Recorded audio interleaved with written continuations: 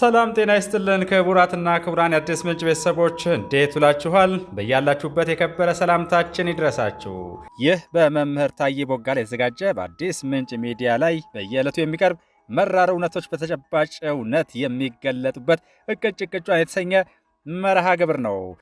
ሰኞ ግንቦት 24 ቀን 2018 ዓ.ም ይህች ዕለት በኢትዮጵያ ውስጥ ከሚመዘገቡ ደማቅ ምዕራፎች መካከል አንዷ ትሆናለች። በእርግጠኝነት የአዲስ ምንጭ ሚዲያ ቤተሰቦችና ይህን ቪዲዮ የምትመለከቱ ሁሉ በዛሬው ዕለት የምትጠብቁት ትልቁ ነገር ስለ ሀገራዊ ምርጫ ነው። ሀገራዊ ምርጫውን አስመልክቶ ያየኋቸውን ዳሰሳዎች ከማቅረቤ በፊት አንድ ጽሑፍ አቅርቤያለሁ። ለዚህ ጥሩ መሸጋገሪያና ፖለቲካዊ ዳሰሳ ስለሆነ እሱ እንድትከታተሉልኝ በላቀ አክብሮትና ትህትና ጋብዛለሁ። እንግዲህ ከሞባይል አፓራተሴ አውጥቼ ላንብብላችሁ። ተላላኪ ባንዳ ሽፍታ ከየጫካው ተግበስብሶ በጠመንጃ እንደ ዘመነ መሳፍንት በደም አበላ በየመንደሩ የጦር አበጋዝ የሚያተራምሳት ኢትዮጵያ በ21ኛው ክፍለ ዘመን በፍጹም አትኖርም።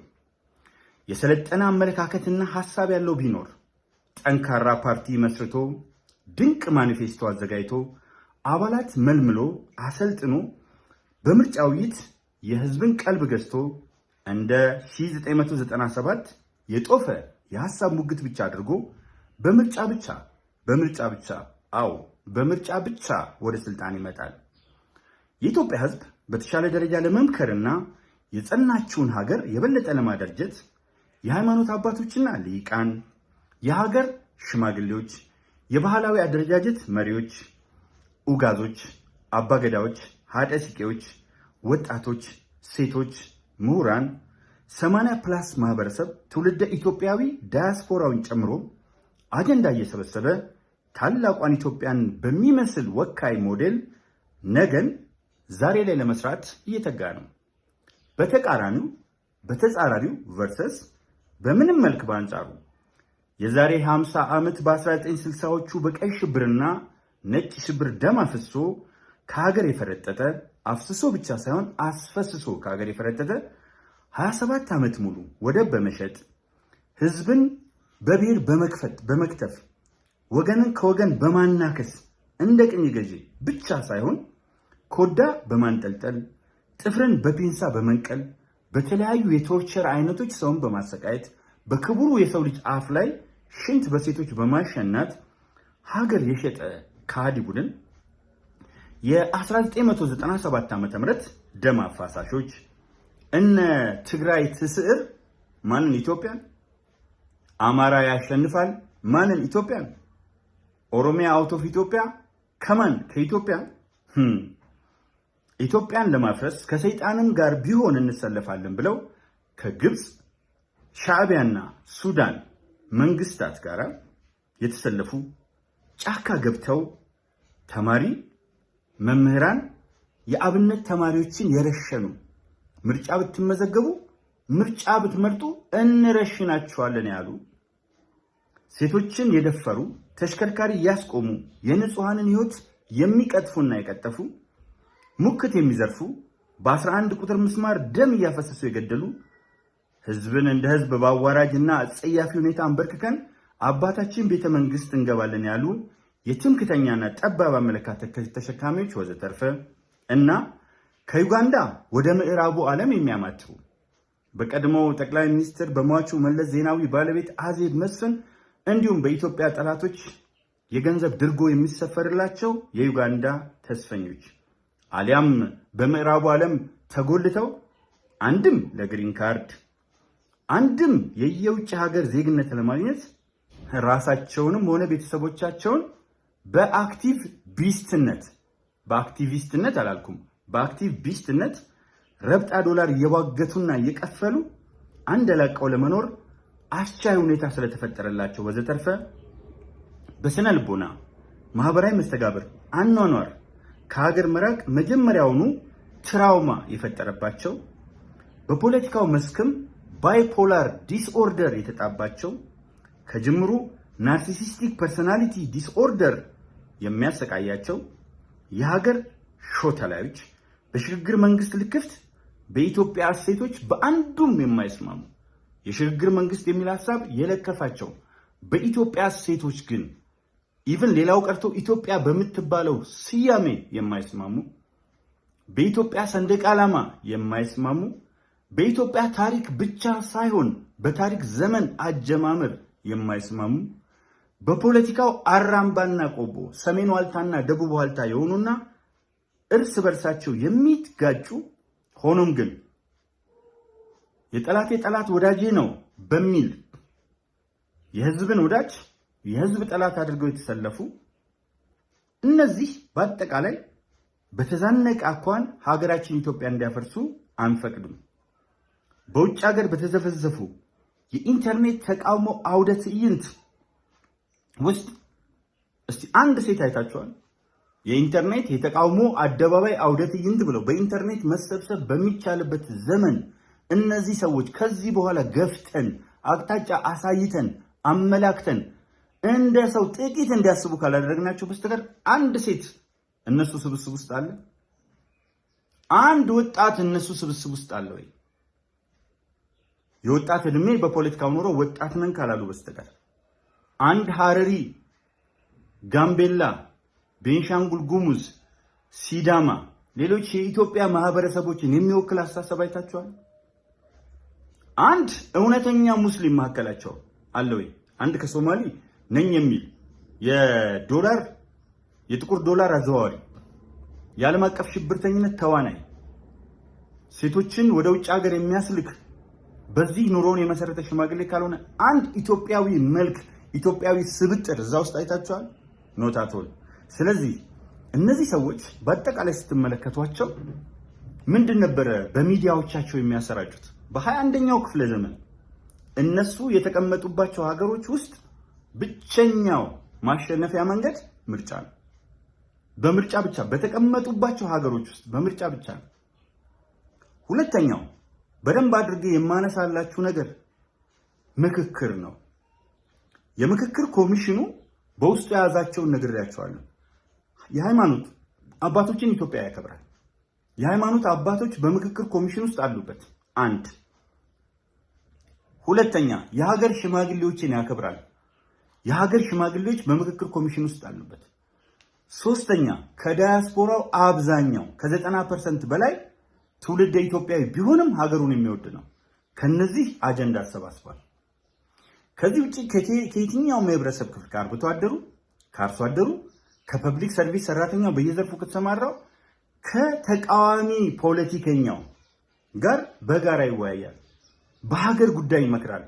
ይህ ከሆነና በህገ መንግስቱ ላይ ስምምነት ካመጣን ለምሳሌ ህገ መንግስቱ ላይ አንድ ነገር ላሳያችሁ። የኢትዮጵያ ፌዴራላዊ ዴሞክራሲያዊ ሪፐብሊክ ህገ መንግስት የወጣው በኢትዮጵያ አቆጣጠር በ1987 ነው፣ ህዳር 29።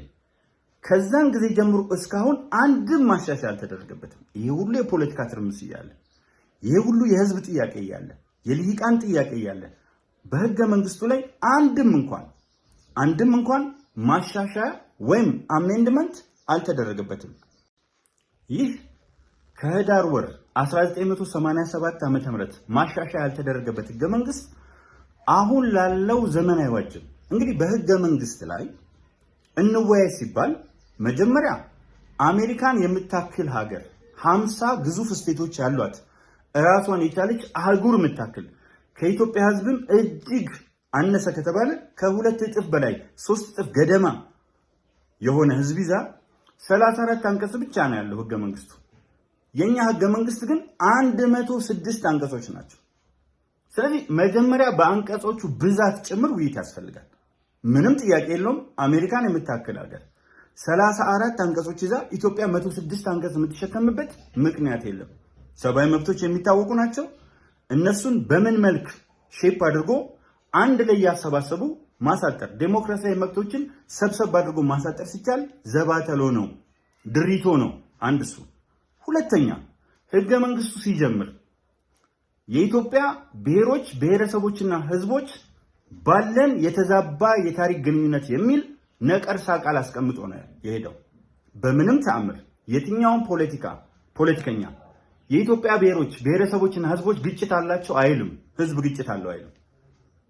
ግጭት ያላቸው ጦረኞችና መሪዎች ናቸው። መሪዎቹ ጦረኞች ይዛሉ፣ ጦረኞች ይጋጫሉ። በየትኛውም የታሪክ ወቅት ህዝብ ከህዝብ ጋር አልተጋጨም። ህዝብና ህዝብ አልተናከሰም። ስለዚህ በደንብ አጥርተን ማየት ያለብን መግቢያው ራሱ በጸብ ነው የሚጀምረው፣ በማጋጨት ነው የሚጀምረው፣ በማባላት ነው የሚጀምረው። በቅኝ ግዛት አይነት ዲቫይድ ኤንድ ሩል ከፋፍለህ ግዛው ነው የሚጀምረው። መስተካከል አለበት። ሌላው ለምሳሌ ብዙ አልገባም ህገ መንግስት ውስጥ በዝርዝር መጽሐፌ ላይ መራራ እውነት በኢትዮጵያ ታሪክ በሚለው መጽሐፍ ላይ ስላሰፈርኩት አንቀጽ 39 የኢትዮጵያ ብሔሮች ብሔረሰቦችና ህዝቦች መብት እስከ መገንጠል ይላል። አሁን በዚህ ጦርነት ነው የሚፈጥሩት እነዚህ የተቃውሞ ወደ ትዕይንት እርስ በርሳቸው በቦክስ ነው የሚደባደቡት ብታስገቧቸው። ነገር ግን ባጭሩ ይህንን ህገ መንግስት ይህንን መሰል ያስቀመጠ እስከማቀው ድረስ ማላውቀው አንድ ሁለት ሀገር ካለ አላውቅም። እስከማቀው ሩሲያ ናት። ዩኒየን ኦፍ ሶቪየት ሶሻሊስት ሪፐብሊክ ወይም ሶቪየት ዩኒየን። እሱን አንቀጽ 39 የሚመስለውን ህግ ስታስቀምጥ ወዲያውኑ ላትቪያ፣ ሊቱዋኒያ እና ኤስቶኒያ ተገነጠሉ፣ ባልቲክ ሪፐብሊክስ። ከዛ እነ አዘርባይጃን፣ ኡዝቤክስታን ያለ 15 ትንንሽ ሆኑ። ዛሬም ለዩክሬን እና ለሩሲያ ደም አፋሳሹ ጦርነት ምክንያት ከሆኑት ነገሮች አንዱ አንቀጽ 39ን የሚመስለው ህገ መንግስት ነው። ካልተስማማህ በፍቅር ቼኮስሎቫኪያ አንድ ሀገር ነበረች፣ ቼኮስሎቫኪያ። ስለዚህ ቼኮች እና ስሎቫኮች ስሎቫክ ቼክ በሁለቱ ስም እንትናን አብረን መኖር አንችልም አንፈልግም አሉ። ስለዚህ ምን ሆነ?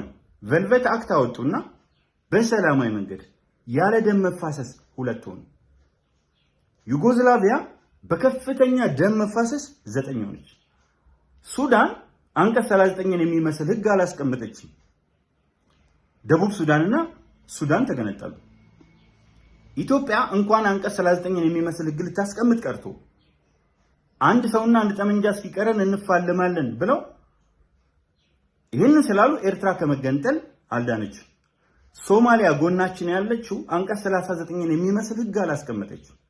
አልስማማ ሲሉ ግን ይሄው ሶማሊላንድ ከተገነጠለች ቆይታለች። ዓለም አልተቀበላትም እንጂ ሶማሊያን ፌይልድ ስቴት ከማድረግ አላቆመም። ስለዚህ አንቀጽ 39ን ማስቀመጥ አንድ ጊዜ በአንድ ወቅት አንድ ሰው ያሉት ይመቸኛል። ምንም እንኳን ወደ ቤተሰብ ባናወርደው ባልና ሚስት እስከ መጨረሻው ላይለያዩ አብረው ሊኖሩ አብረው ሊሞቱ ነው አይደል መጀመሪያ ቃል ኪዳን የሚገቡት።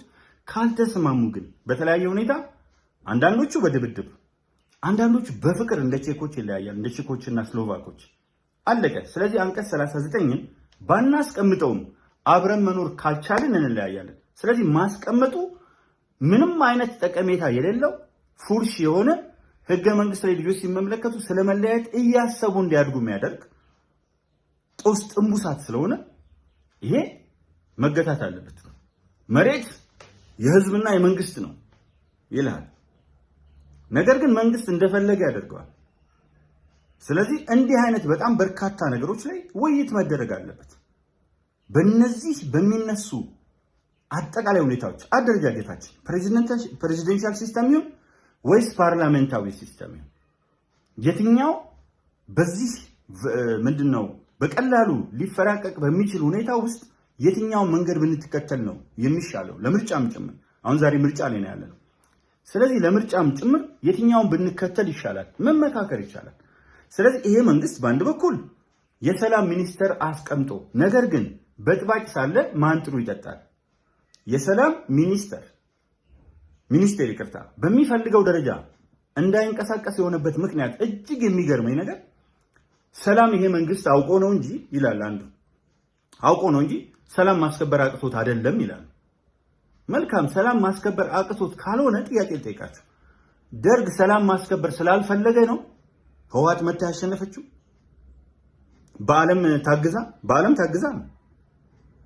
በዓለም አቀፋዊ ጸረ ኢትዮጵያ ኃይሎች ታግዛ እንጂ በወታደራዊ ብቃት፣ በሎጂስቲክስ፣ በሁሉም ነገር በደርግ ዘመን የነበረው ኢትዮጵያ መንግስት የተሻለ ነበር።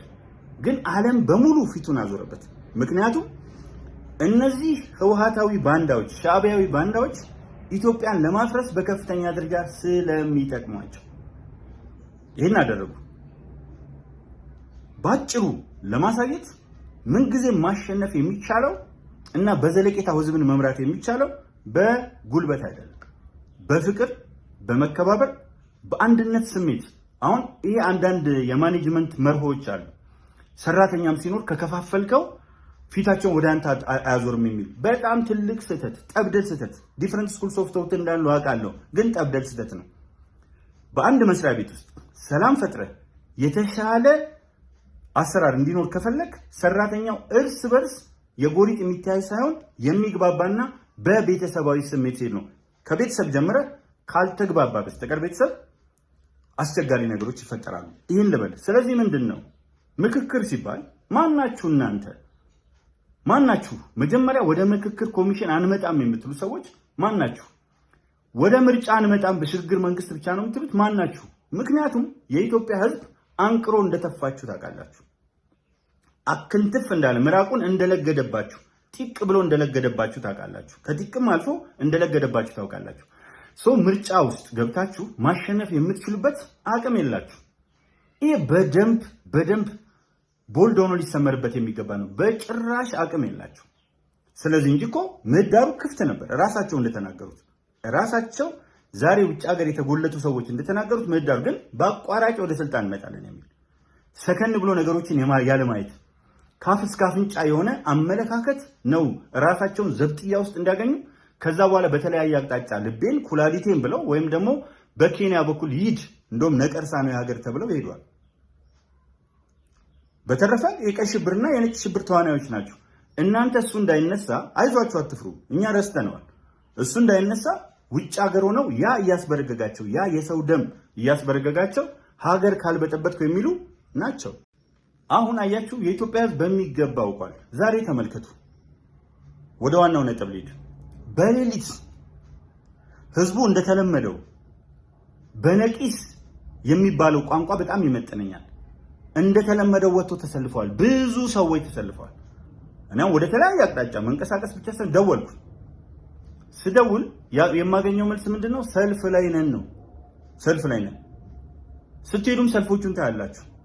አንደኛው የኢትዮጵያ ህዝብ ቅኔ ነው። ባለፈው ጊዜ ሰልፍ እንዳትወጡ እንገላችኋለን፣ ሰልፍ ከወጣችሁ እየውላችሁ ያልተባለ ነገር አልነበረም። አይታችሁ እንደሆነ 54 ሚሊዮን ኢትዮጵያዊ ወጥቶ ለምርጫ ዛሬ ምርጫ ላይ ነው የማወራው ለምርጫ ተመዘገበ። 54 ሚሊዮን 18 ዓመት በላይ የሆነ ለምርጫ የደረሰ 54 ሚሊዮን። እስቲ ቆም ብላችሁ አስቡ።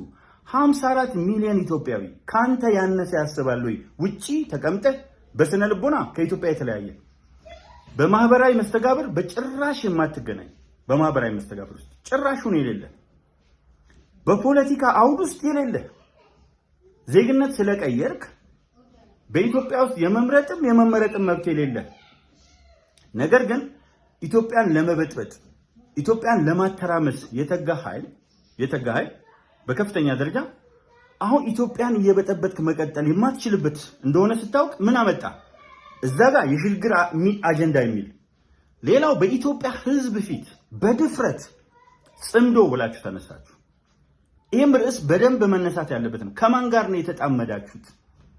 ጽምዶ ከነማን ጋር ነው? አንደኛው ቅድም ያልኩት ከሶማሊ ነኝ የሚል የሶማሊ ስነ ልቦና የሌለው ሶማሊ ክልል እሱ የወጣበት ክልል በአንደበቱ ክቡር ሙስጠፌ ዑመር ብቻ አይደለም፣ የሶማሊ ህዝብ በሙሉ ይመሰክራል። በታሪክ ውስጥ ሶማሊ ራሱን በራሱ ያስተዳደረበት የመጀመሪያው ጊዜ ነው። የመጀመሪያው በታሪክ ውስጥ ሶማሊ ራሱን በራሱ ያስተዳደረበት የለም። ሽርጣም እየተባለ የሚሰደብባቸው ስርዓቶች ነበሩ። ከዛ በኋላ ሶማሊን ብትመለከቱት በደርግ ጊዜ ተውት፣ የለም ቶታሊ የለም። ሁልጊዜ በጥርጣሬ የሚታይ ከዛችኛዋ ሶማሊያ ጋር የሚተባበር የሚመስል በጥርጣሬ የሚታይ እንደዚህ ጋር የማይቆጠር ሶማሌዎች እኮ ናቸው እነዛ ሽርጣሞች ከሚባልበት ወጥቶ ኢቭን በደርግ ህወሓት ሲመጣ ደግሞ ቀጥታ አብዲ ኢሌ የሚባል ከርሳም አስቀምጠው ለአገላለጽ ይቅርታ እየጠየኩኝ አስቀምጠው በነ ጀነራል ኳርተር በነ ኮሎኔል ገብረዲላ የህወሓት ኮንትሮባንድ አይደለም የኮንትራባንድ መስመር ዘርግተው ክልሉ እንዳያድግ ሰዎችን ከእንስሳት ጋር እያሰሩ ከተለያዩ የኢትዮጵያ ክፍሎች የማጎሪያ ካምፕ ጓንታናሞ ሆኖ የነበረ ክልል ዛሬ በኢኮኖሚ ብናየው እጅግ በሚገርም ሁኔታ ራሱን በመቻል ላይ የማዳበሪያ ፋብሪካው እዛ ነው። 100% ለኢትዮጵያ ማዳበሪያ እዛ ነው። የነዳጅ ፋብሪካ አንዱ ተጀምሮ 10 እጥፍ ሊያድግ የነዳጅ ማጣራት ጭምር የሚካሄድበት ክልል ነው። ስለዚህ ኢንተግራል ፓርት ኦፍ ኢትዮጵያ መሆኑ ታምኖበት እየተሰራ ነው። አንድ ሶማሊ ግን ብቻውን እዛ ውስጥ ሆድ ክፉ ነው። ከነሱ ጋር ሄዶ አብሮ በክልሉ ላይና በኢትዮጵያ ሕዝብ ላይ ክደት ይፈጽማል። ሰውየው ምንድነው በሰው ዝውውር፣ በህገወጥ ሰው ዝውውር የሚታወቅ ዶላር በማጠብ መኒ ላውንደሪንግ በጣም የሚታወቅ ከዓለም አቀፍ ሽብርተኞች ጋር ግንኙነት ያለው አደገኛ ሰው ነው። ሁልጊዜ እዛ ውስጥ ያሉትን ሰዎቻቸው ጀዋር ስትሉ ፊት ለፊታችሁ የሚመጣው ምንድነው? ሽብር፣ ሜንጫ፣ አልጸጸትም። የጭካኔውን ልክ የምታውቁት በመጽሐፉ ነው። አልጸጸትም የሚል መጽሐፍ የመጀመሪያ የበኩር ልጅ አድርጎ ጀዋር ሊወልድ የሚችልበት የአረመኔነቱን ጥግ የሚያሳየው አልጸጸትም። ስለዚህ እዛ ጋር ያሉ ወሽካታዎች በምን ሞራል አንዳንድ ሰዎች ቃላት ምረጥ ትሉኛላችሁ። ዲክሽን አይ ነው ቃላት መምረጥ አስፈላጊ ነው። እነሱ ቃላት ይመርጣሉ ወይ? እየተከተልን ያለው ፕሮፓጋንዳና ያጸፋ ፕሮፓጋንዳ ነው። ለመሆኑ እኔን ቃላት ምረጥ የምትሉኝ ሰዎች እነሱ ክቡር ጠቅላይ ሚኒስትሩ ላይ፣ ክቡር ፊልድ ማርሻሉ ላይ፣ ክብርት ከንቲባዋ ላይ፣ ክቡር ኦቦ ሽመልስ አብዲሳ የክልል ፕሬዝዳንቶች ላይ፣ የብልጽግና የተለያዩ ደጋፊዎች ላይ ቃላት ይመርጣሉ ወይ? እኛ ላይ ቃላት ይመርጣሉ ወይ? አይደለም። ቃላት መምረጥ አለመምረጥ ጉዳይ አይደለም። የሌለ ስዕል ሲስሉ ትመለከታላችሁ። ስለዚህ ለነዚህ ሰዎች ቃላት መምረጥ አስፈላጊ አይደለም። እሾህን በሾህ ነው። በጠመንጃና ማን ነው በከባድ መሳሪያና በአዳፍኔ በመትረየስ በሚካሄድ ውጊያ ውስጥ ጩቤ ይዘህ አትሰልፍ የሚል አባባል አለ። በከባድ መሳሪያ በጀት በአዳፍኔ በሞርታር በሚካሄድ ጦርነት ውስጥ ጩቤ ይዘህ አትሰልፍ። ምንም ለነዚህ ቃላት መምረጥ አያስፈልግም። ምክንያቱም እነሱ ቃላት ይመርጣሉ። የሚገባቸው የራሳቸው ቋንቋ ነው። አማርኛ ለሚችል ሰው በአማርኛ ታናግረዋለህ። ኦሮምኛ ለሚናገር በኦሮምኛ፣ ትግርኛ ለሚናገር በትግርኛ፣ በልዝብ ቋንቋ ለሚናገር በልዝብ፣ በጥበብ ለሚናገር በጥበብ፣ በስድብ ለሚናገሩ ደግሞ አፍንጫቸው ድረስ ዶቃ ማሰሪያቸው ድረስ ቃላት ሳይመርጡ በሚገባ እነሱ በሚለድፉት ልክ ምራቃቸውን ለሃጫቸውንና ማስመለሳቸውን መጥረግ የምትችለው ከዛ የባሰ ፕሬሸር ስትለቅ ብቻ ነው። የፖለቲካል ኮሬክትነስ ወዘተርፈ የሚል ነገር አይ ካን አንደርስታንድ አይ ዱ አንደርስታንድ። ምክር ቤትም መርቻለሁ። ታላላቅ የዩኒቨርሲቲ መምህራን አሰልጥኛለሁ። የፖለቲካ አመራሮችን አሰልጥኛለሁ። የቃላት መምረጥ ለታየ ቦጋለ ሊያስተምረው የሚችል አለ ብዬ አልወስድም። ነገር ግን ለነዚህ ሰዎች ቃላት መምረጥ አያስፈልግም። ልደቱን የሚያክል ወለፈንዲ አውደልዳይ እድሜ ልኩን አንዲት ቤት ለመመስረት መሞከርና ኮፌል ማድረግ ጥሩ ነው። ሞክሮ ማያውቅ አውደልዳይ ለኢትዮጵያ ሕዝብ ስል ነው ብሎ የሚያጭበረብር አንዳንዱ ለኢትዮጵያ ሕዝብ ስል ነው እንቅልፍ ማልተኛ ይላል። ሌላው ይነሳና ለኢትዮጵያ ሕዝብ ስል ነው ትዳር ያልመሰረትኩት ይላል። ምን ማለት ነው? ጭራሹን ሞራል አላችሁ የኢትዮጵያ ሕዝብ ፊት እናንተ ወጣችሁ ለመናገር መሪ ልንሆን ነው እኮ ነው የምትሉት። አትሊስት አክቲቪስት ሆናችሁ እንደኛ የማንቃት ስራ የአመለካከት ለውጥ ስራ ብትሰሩ የፈለጋችሁት ነው። ሰው የሚፈልገው ከእናንተ እናንተ ግን እኮ ልትመሩ ነው። ልትመሩ ከሆነ ደግሞ የመሪ ስብዕና ያስፈልጋቸዋል። አላቸው የመሪ ስብዕና። ኢትዮጵያን ጀዋር ቢመራት ምንድነው የሚያደርጋት? ኢትዮጵያ ያለው ሙስሊም ሲከበር፣ ሶማሊያ ያለው ሙስሊም፣ ጅቡቲ ያለው ሙስሊም፣ የመን ያለው ሙስሊም ይከበራል ብሎ ቶታሊ ይለይና ኢትዮጵያ የሚለውን ነገር ያወጣና ዓለም አቀፋዊ የሙስሊም ወንድማማችነት ጥሩ እሱን መመስረት ወንድማማችነት ቢሆን ግን ይሄ ተከብሮ ምን ይሆናል? ሌላው አንገት ይደፋል ብለሃላ። እኔ የተወለድኩበት አካባቢ 95% ሙስሊም ነው። አንድ ሌላው ሰው ቀና ብሎ ቢናገር በሜንጫ ነው የምንለው ብለሃል። ይሄንን ካለ ጎበዝ በደንብ አድርጋችሁ ተመልከቱ። ይሄንን ካለ ይሄ ሰውዬ መሪ ቢሆን በሜንጫ ነው የሚለን የሚጨርሰን። የኦሮሞ ክርስቲያኖች የተለያዩ ከኦሮሞ ክርስቲያኖች ጀምሮ በሜንጫ ሊለን እኔ ያለሁበት አካባቢ 95% ሙስሊም ነው አለ። ለኢትዮጵያ እነዚህ ሩጫ ላይ የሚሮጡት ከመሐመድ አህመድ ጄላ ምናልባት ፋጡማ ሮባ መሐመድ ከድር ካልሆኑ በስተቀር እነ ክብርት ደራርቱ ቱሉ እነ ቀነኒሳ በቀለ ክብር ተጨምርባቸው እንደሱ አይነት ነገር ወዳለው ብዙ ምናቃቸው የአርሲ ነዋሪዎች ክርስቲያኖች ናቸው። ስለዚህ እነ ቀነኒሳ እነ ደራርቱ ሌሎች እነ ጌጤዋሚ እነ ዲባባ ልጆች በሜንጫ ሊባሉ ነው ማለት ነው። የጀዋር ፍትህ የሜንጫ ፍትህ ነው። ለዚህ ነው ምርጫ ስንል ምርጫ ውስጥ ከገባ ይሄ በሜንጫ የሚጨፈጨፈው ህዝብ በሙሉ አይመርጠው። ከኦሮሞ ክርስቲያኖች እና ዋቄፈታዎች እስከ ሰሜንና ደቡብ አይመርጡትም። ሰው በምርጫ ማሸነፍ አይችልም። ለምንድነው ሽግግር መንግስት የሚለው? አቅም የለውም በምርጫ ማሸነፍ። በምርጫ ውስጥ ገብቶ ጀዋርን አምኖ የምርጫ ሳጥን ውስጥ ኤክስ የሚያደርግ ለጀዋር ሰው የለም፣ ወይም ራይት የሚያደርግ የለም፣ ምልክት የሚያደርግ የለም። ስለዚህ አንዳንድ ምልክቶች ቮይድ ይደረጋሉ በምርጫ ቦርድ። ያይገባኛል፣ በግልጽ የተቀመጡ ምልክቶች አሉ። ስለዚህ እነዚህን በደንብ አድርጎ ማየቱ አስፈላጊ ነው። ልደቱን ማን ነው የሚመርጠው?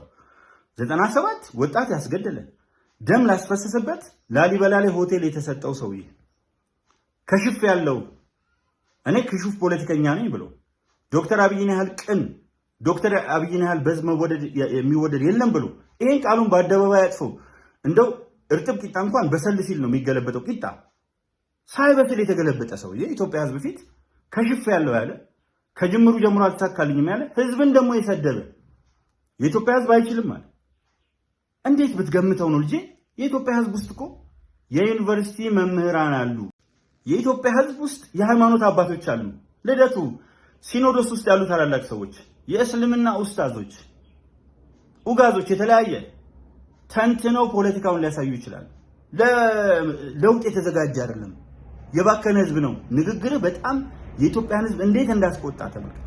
አየህ፣ ብልግና የስልጣን የመጨረሻ ጥም ላይ ስትደርስ አጀንዳን የሚገዛ ስታጣ፣ ጥሩ አጀንዳ ቢኖርህ ኖሮ 97 ላይ እንደተደረገው ውይይት ሰዎች አጀንዳውን ሊገዙ ይችሉ ነበር፣ ብሶት በጣም እንደቀሰቀሳችሁበት። ነገር ግን አጀንዳህን የኢትዮጵያ ህዝብ አልገዛ ሲል መናኛ መሆንን ሲገነዘብ ምን አልክ? ህዝቡ ለለውጥ የተዘጋጀ አይደለም፣ ህዝቡ ጭንቅላት የለውም ነው ሊትራሊ ያልከው እኮ። በቃ ይሄ ነው ከውስጡ ዘ ክሩክስ ኦፍ ዘ ማተር ዘ ኮንቴክስት ሲወጣ የኢትዮጵያ ህዝብ መምረጥ የማይችል ገዋ ስለራሱ የማያውቅ አድርገህ ገመትከው። እኔ እኮ በጣም ትገርምኛለህ። አንተን ያስተማሩ ምሁራን እኮ አሉ ዝም ያሉ ሳይለንት ማጆሪቲ፣ ምርጫ ሲደርስ ወጥተው በምርጫ ካርዳቸው የሚመርጡ በተለያየ መንገድ የፖለቲካ ኢንፍሉዌንስ የፖለቲካ ተጽዕኖ መፍጠር የሚችሉ ሰዎች አሉ። ብዙ የጎሳው መሪዎች አሉ። አንድ የገጠር አርብቶ አደር ከአንተ የተሻለ ስለ ኢትዮጵያ ያስባል። ፕሮፌሰር ፎረስት ኮልበርን ኢትዮጵያን ኢንቴሌክቹዋልስ በሚለው መጽሐፋቸው እንዳስቀመጡት እዚህ ሀገር ባጠናሁት አሉ ከምሁሩ ይልቅ ገበሬው ስለ ሀገሩ ያስባል አሉ። ገበሬው እኮ ተቻችሎ ኖሯል። ገበሬው እኮ አርሶ አደሩ፣ ይቅርታ ገበሬው የሚለው ይታረምልኝ፣ አርሶ አደሩ እኮ ኢትዮጵያን አቆሟታል። መስዋዕትነት ከፍለዋል። እንደናንተ በርገር እየበላ ቂጣና በርገር በቀደደው አፉ ቁርጡን እየበላ ውስኪውን እየተራጨ በሀገር ላይ እየተዳፋ ፊት ለፊት ሲመጣ እዛ ጋር ውስኪ እየተራጨ ጮማ እየቆረጠ እዚህ መቶ ህዝብ ፊት እያለቀሰ የሚያጭበረብር አይደለም። አርሶ አደሩ ለኢትዮጵያ ዋልታና ምሰሶ ነው። 80% ነው። መጀመሪያ የፖለቲካው አንኳር ነገር የአርሶ አደሩን ህይወት እንትምለው የግብርና ፖሊሲ አምተ ነው። ምን አይነት የግብርና ፖሊሲ ብታመጣ ነው? አሁን ለምሳሌ የመንግስት ዛሬ ምርጫው አልቋል፣ ኦልሞስት እያለቀ ነው። ይህንን ሰዎች ሊሰሙ የሚችሉት ከምርጫ መልስ ነው። ስንዴ ነው የመጀመሪያው ምርት ብሎ ሰርቶ ስንዴ ላይ ከግብፅ ከአፍሪካ ሁለተኛ ከሆነችው ሀገር 3 እጥፍ በለጠ ብቻ ሳይሆን በስንዴ ምርት የተባበሩት መንግስታት ድርጅት ሸለመው። ይህች ሀገር ደኗ ተግጧል። የደን መመናመን ደግሞ የገበሬውን ህይወት ዳይሬክትሊ አፌክት ያደርገዋል። ስለዚህ 48 ቢሊዮን ችግኝ 25 ሚሊዮን ህዝብ በማንቀሳቀስ ተክሎ ይቀየራል። ለገበሬው ማዳበሪያ በ5 ዓመት ውስጥ 100% ሊሸፍን እየሮጠ ያለ መንግስት ነው። ስለዚህ 5 ትልቅ አውታሮች አቆሙ። በእነዚህ አውታሮች ላይ ሌሎች ምሰሶችን አያይዞ የመጣ ነው። ስለዚህ የመጀመሪያው ትኩረት አድርጎ የተነሳው ግብርና ነው። አሁን የምርጫ ቀስቀሳ አይሆንም፣ ምክንያቱም ሰው መርጦ ጨርሷል።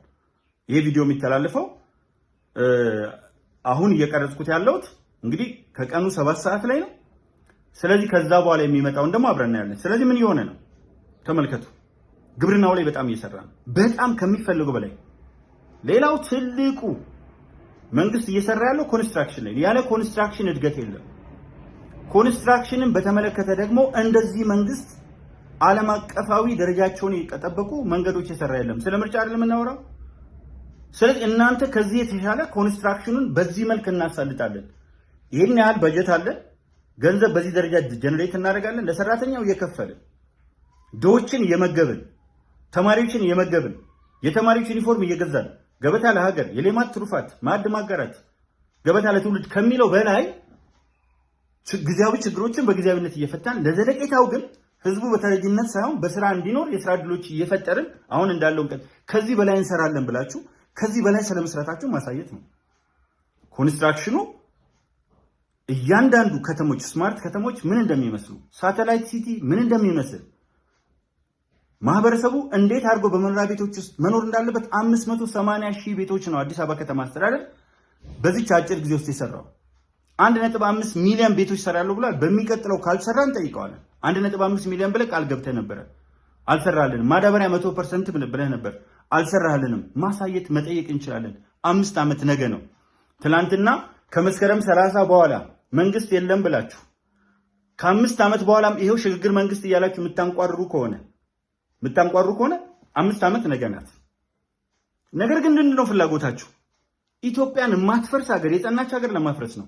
ግን ዛሬ ያየሁት ሌላ ነገር አለ። በጣም የሚገርም የደህንነትና የጸጥታ ጥምር ኃይሉ በጣም የሚገርም አይነት ስታዩ ኢትዮጵያዊ በመሆናችሁ የምትኮሩበት ዕለት አንዱ ዛሬ ነው። አይታችኋል፣ ብዙ ኢሜጆችን አይታችኋል። ሌላው ቢቀር በሚገርም ሁኔታ የምድር ኃይሉ የአየር ኃይሉ በተጠንቀቅ ነው። ሁልጊዜም በተጠንቀቅ ነው። 24/7 በተጠንቀቅ ነው። መሀሉ አይነገርም። የምድር ኃይሉ የፌዴራል ፖሊሶቻችን፣ የልዩ ዘመቻዎች እዝ፣ ሪፐብሊካን ጋርድ፣ የሰላም ዘብ፣ ፖሊስ፣ ሚሊሻ፣ በየአካባቢው አድማ በታኝ፣ እንዴት ባለ አደረጃጀት! ያ ሁሉ ፉከራ ሲሰማ ሰሞኑን አንድም ሰው የትም ቦታ ላይ ወጥቶ የሚመርጥ አይመስልም ነበር። ባህር ዳር ውስጥ ክቡር የኢትዮጵያ ፌዴራላዊ ዲሞክራሲያዊ ሪፐብሊክ ምክትል ጠቅላይ ሚኒስትር ተመስገን ጥሩነህ፣ የአማራ ብሔራዊ ክልላዊ መንግስት ፕሬዚደንት ወይም ርዕሰ መስተዳደር ክቡር አቶ አረጋ ከበደ ለጋስ ሄደው ባህር ዳር ውስጥ መረጡ። ባህር ዳር ውስጥ፣ ጎንደር፣ የተለያዩ የገጠር ቀበሌዎች ተመለከታችሁት በዝርዝር። ዛሬ ቴክኖሎጂው ሰፊ ነው።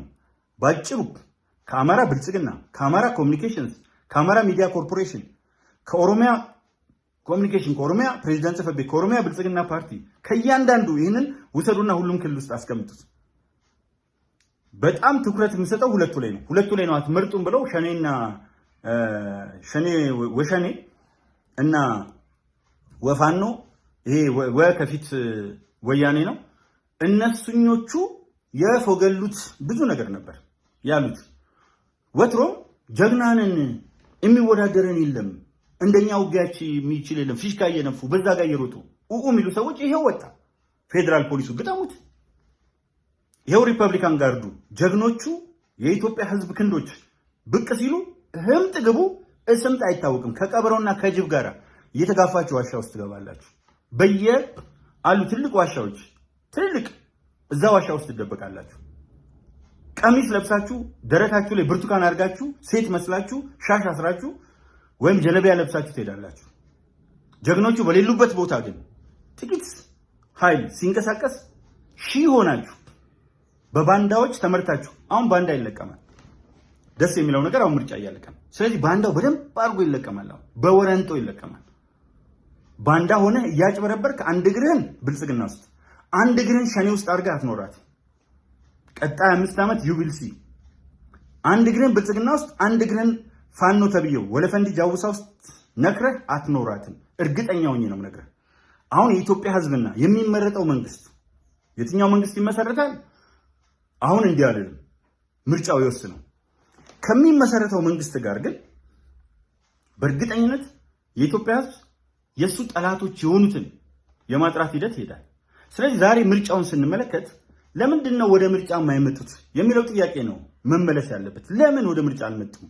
ለምንድን ነው ምርጫን የሚጠሉት? ይህንን ጥያቄ መመለስ ስንችል ነው ኢትዮጵያን ወደፊት ማስቀጠል የምንችለው።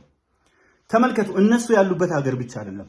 ሰው እንዴት ቆም ብሎ ለደቂቃ ቆም ብሎ ላቲን አሜሪካ፣ ኤዥያ እና አፍሪካ ውስጥ ያሉ ደካማ ሀገሮች ስለምን ይበጠበጣሉ ብሎ መጠየቅ መቻል ያስፈልጋል። እነሱ የሚኖሩባቸው ምዕራቡ ዓለም እንዲሁም ደግሞ እነሱ የማይኖሩባቸው ምስራቁ ዓለም ተረጋግቶ የኖረበት ምስጢር ምንድን ነው? እነማን ናቸው አፍሪካን የሚያተራምሱት? ይሄንን ተመልከት። ለምንድን ነው ይሄ መንግስት አቅም እያለው ዝም የሚለው ትላላችሁ። ኦኬ ሱዳን አቅም ነው አጥቶ ነው እንዴ? ራፒድ ሰፖርት ፎርስ በእነማን ይደገፋል? አርኤስኤፍ መልሱ መልስልኝ። ሶማሊያ እኮ አንድ ቋንቋ አንድ ሃይማኖት ያላቸው ህዝቦች ናቸው፣ ሶማሌዎች ናቸው። ለምን ተበጣበጡ? የሶማሊ መንግስት መፍረስ ፈልጎ ነው? ሀገሩን ማፍረስ ፈልጎ ነው? ከጀርባው ማን አለ? ሱዳን ለምን ሁለት ሆነች? ኢትዮጵያ ለምን ሁለት ሆና ተሰነጠቀች? ስለ ግሎባል ፓወርስ ሚስጥር የማይገባ ከሆነ በግሎባላይዜሽን ውስጥ የግሎባል ፓወርስ ሚስጥርና ለኢትዮጵያ ደግሞ ግሎባል ፓወርስ ብቻ ሳይሆኑ ሌሎች ሀገሮች አሉ በቋሚነት ነው። ግሎባል ፓወርስ ለምንድን ነው ኢትዮጵያን አሁን ላይ እንዲሰቀዘው የሚይዟት? ዘ ኢኮኖሚስት ምናምን ትናንትና ስለ ንግስና ያነሳሁት ጉዳይ ነበር። በደንብ አድርጋችሁ ተከታተሉት። ለምንድን ነው የሚበጠብጡን? ምክንያቱም ኢትዮጵያ ማለት የአፍሪካ ህብረት መቀመጫ ናት። ከ1963 ጀምሮ የአፍሪካ አንድነት ድርጅት በኋላ ወደ አፍሪካ ህብረት መጣ በቅርቡ። የዚህ መቀመጫ ናት። ይቺን ሀገር ብዙ የአፍሪካ መሪዎች መለስ ቀለስ እያሉ የጎበኟት ነው። ይሄ ከሆነ ኢትዮጵያ ኢምፖርትና ኤክስፖርት የወጪና የገቢ ምርት ሰፊ ልዩነት ነበር። ለምሳሌ ክቡር ጠቅላይ ሚኒስትር ዶክተር አብይ አህመድ ወደ ስልጣን ሲመጣ አንደኛ ብሔራዊ ባንክ ውስጥ 900 ቢሊዮን ብር ዕዳ ነበር።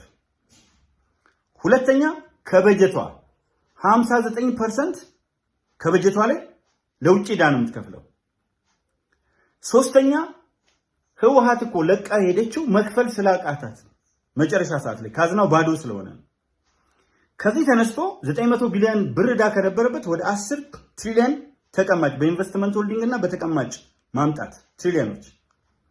ከዛ በኋላ ይቺ ሀገር በሚገርም ሁኔታ ወደፊት ለፊት ቅድም ያልኩት አለ። አንደኛው ግብርና ነው ያልኩት፣ ሁለተኛው ኢኮኖሚ። አሁን ኢኮኖሚ ውስጥ ነኝ። በዚህ ላይ እያሳየች ያለችው እድገት የተለያዩ የዓለም ሀገሮች የተባበሩት መንግስታት ድርጅት ዋና ጸሐፊ አንቶኒዮ ጉተሬስ ሲገልጹ በብርሃን ፍጥነት ነው ያደገች ያለችው ሲሉ አስደንጋጭ ነው። የተለያዩ ሀገሮች አስደንጋጭ ነው። ለአፍሪካ ጥሩ ተምሳሌት፣ ለነሱ ግን መጥፎ ተምሳሌት ልትሆን ነው። ምክንያቱም ኢምፖርት ኤክስፖርት ላይ ያን ያህል 20 ለ80 ነበር ልዩነቱ። ወደ ሀገር የምናስገባው በየአመቱ 80% ያድጋል።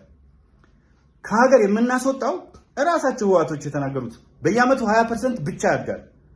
ይሄ ማለት ሀገራችን ያለ መጠን እየተፍገመገመች እየወደቀች ነው። አሁን ግን መድኃኒት ኤክስፖርት ማድረግ ጀመረ።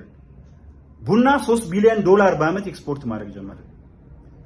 ሩስ ከ1.5 ሚሊዮን ተነስቶ አነሰ ቢባል 63 ሚሊዮን 163 ሚሊዮን ሊሆን ይችላል። ቁጥሯን በደንብ አላያስኳትም፣ ያችን ዳታ አላገኘኋትም። ወደሱ እያደገ ነው። ስለዚህ ኤክስፖርት የምናደርገው እንጂ የምናስገባው ስንዴ፣ የምናስገባው ሩዝ ወዘተርፈ የለም። ማዳበሪያ እንዳለ እናስገባ ነበር፣ እዚህ ሊሆን ነው። ነዳጅ እያስገባን ነበር። አንዳንዱ እኮ መሀሉ አይነገርም ጎበዝ። ኢትዮጵያ አይደላችሁም እንዴ? አንዳንዱ እኮ መሀሉ አይነገርም። ስለዚህ መሸጥም ጭምር ኤክስፖርት ውስጥ ልንገባ ነው። ይሄ ማለት ማርኬታቸውን ዘጋባቸው ማለት ነው። እኛ ማርኬት ውስጥ ዓለም ገበያ ውስጥ ምንገባ ከሆነ አንዱ የገበያ ውድድር ነው። ሸቀጠን አምጥቶ ማራገፊያ ቦታ ውድድር ነው። ሌላው የራሳችን ባለሀብቶች ተመልከቱ። ብዙ ሰዎች ተናግረዋል። የትም ሀገር ላይ ጥቁር ባለሀብቶች 99% ህንፃው የጥቁር ባለሀብቶች የሆነበት ብቸኛ ሀገር ኢትዮጵያ ናት። ሞግቱኝ። ብቸኛዋ 99% ጥቁር ቀለም ያለው ህዝብ የራሱ ህንፃ የራሱ ኢንቨስትመንት ያላት ሀገር ይችላል። ስለዚህ ምን መደረግ አለበት? ይሄ ትሬንድ ሌሎች አፍሪካዎች ተምሳሌት ሊሆን ነው። ለነሱ ካካ ነው፣ ለነሱ አደገኛ ነው። ይሄንን ማወቅ ስንችል ነው የምንቀየረው። በደንብ አድርጌ አበክሬ ይሄ የመጨረሻው ክፍል ነው እና አበክሬ የምነግራችሁ መደምደሚያ ማለቴ ነው፣ ማጠቃለያ ማለቴ ነው። አበክሬ የምነግራችሁ ነገር አንደኛው የኢንቨስትመንት ቦታ ያገኙ፣ ገበያ ያገኙ። እኛ በኢትዮጵያውያን ሆነ የምንሰራቸው ስራዎች አብዛኞቹ በኢትዮጵያውያን መሆን ጀመሩ። አየር ኃይሉ 100 ሚሊዮን ዶላር የሚያወጣ ጀት ማምረት ጀመረ። ጭራሹኑ ከባድ መሳሪያና ድሮኖች ወዘተ ኤክስፖርት ልናደርግ ነው። ይሄ አስደንጋጭ ነው። ይሄ በጣም አስደንጋጭ ነው። ተመልከቱ። ግብርና አልኳችሁ፣ ሁለተኛ ኮንስትራክሽን አልኳችሁ፣ ሶስተኛ ማዕድናችን። የአፍሪካ ማዕድን እየቦጠበጡ ነው። 126 የታጠቁ ቡድኖች ዲሞክራቲክ ሪፐብሊክ ኦፍ ኮንጎ ውስጥ የሚርመሰመሱበትና የውጭው ዓለም ገብቶ የሚዝቅበት ምክንያት ኮንጎ 34.1 ትሪሊዮን የሚያወጣ ዶላር ስላላት ነው። ማን ነው? ማዕድን ስላላት ነው። ይሄ ከአሜሪካ ጂዲፒ በላይ ነው። 30 ትሪሊዮን ነው የአሜሪካ ጂዲፒ። የቻይና ጂዲፒ 20 ትሪሊዮን ዶላር ነው። ይሄ ግን ማዕድኑ ብቻ 34.1 ትሪሊዮን ዶላር ነው። ኮንጎ 40% ደን ነው። ውሃ ታወር ናት፣ ወተር ታወር ናት። ስለዚህ እዚች ሀገር ላይ የተራኮቱ ከ1960ዎቹ እስከ ዛሬ ጦርነት አልቆመም። ኋይ ብለህ ጭንቅላትን አሰረም። ስለዚህ ግብርናው፣ ኮንስትራክሽኑ፣ ማዕድኑ፣ ቱሪዝም ደግሞ ሀብት ነበረን። አላየነው፣ ማዕድኑን አላየነው። አሁን ነው ማየት የጀመርነው። አሁን ነው ማሰስ የጀመርነው።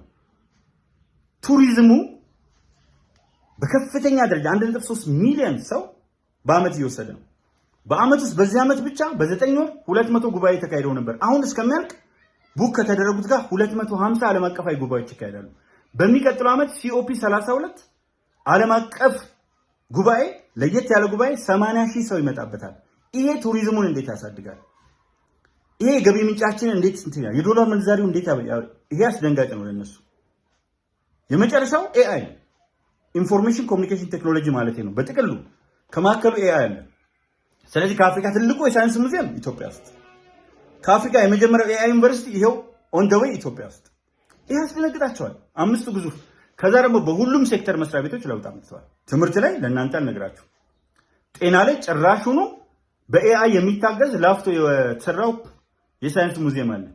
አርብቶ አደሩ ለዘመናት ሳይቀየር የቆየውን ሶማሌ ክልል፣ አፋር ክልልና ነጌሌ ቦረና ሄዱ።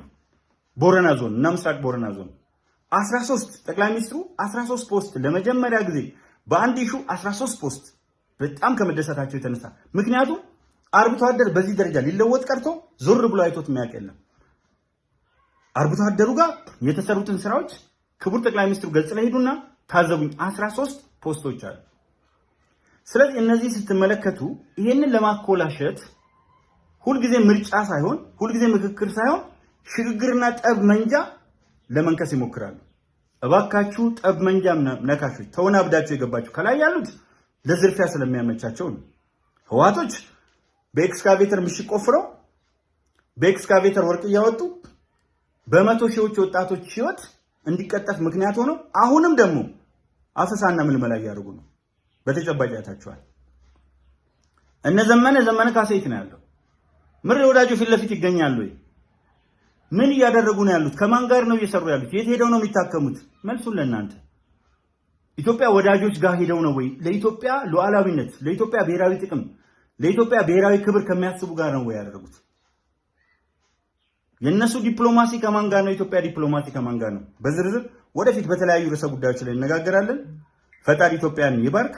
ጋዜጠኛ ውብሸት ታዬ በዚህ አዲስ ምንጭ በተባለ ሚዲያ ላይ ሐሳቤን እንዳካፍል የአየር ሰዓት ስለሰጠኝ እጅግ በጣም አከብርሃለሁ። እንዳከብርህ የሚያደርገኝ የመከላከያ ክብረ አባል ነህ። በዓለም አቀፍ ደረጃ የተሸለምክ ጋዜጠኛ ነህ። ለዓላማ ውልፍት ማትል ጀግና፣ ፊት ለፊት ጀግና፣ ከ8 ዓመት በላይ የታሰርክ ነህ።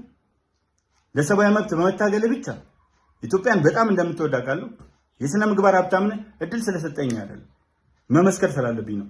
አሁንም በዚህ ገጽ ላይ መልእክት እንዳስተላለፍ ስለፈቀድክልኝ አመሰግናለሁ። አዲስ ምንጭ ሚዲያ ዩቲዩብን ሰብስክራይብ እያደረጋችሁ ቤተሰብ በመሆን በተለያየ አይነት ሁኔታ ሐሳቦች እንድንለዋወጥና ስድብ አያንጽም፣ ንቄ ነው የምተው፣ ሺዝም በመግላሊት አይከፍትምና ትክክለኛ ሐሳብ ያላችሁ ግን በዚህ ርዕስ እስቲ ትንታኔ አቅርብ ብላችሁ አስተያየት መስጫ ውስጥ ብጽፉ ትንታኔ ለማቅረብ በየቀኑ ትንታኔ አቀርባለሁ። ዝግጁ ነኝ። ፈጣሪ ኢትዮጵያን በሙላት አትረፍርፎ ይባርክ። ታዬ ቦጋለ አረጋ ኢልመ ደስ ኦዳ ነኝ። አመሰግናለሁ።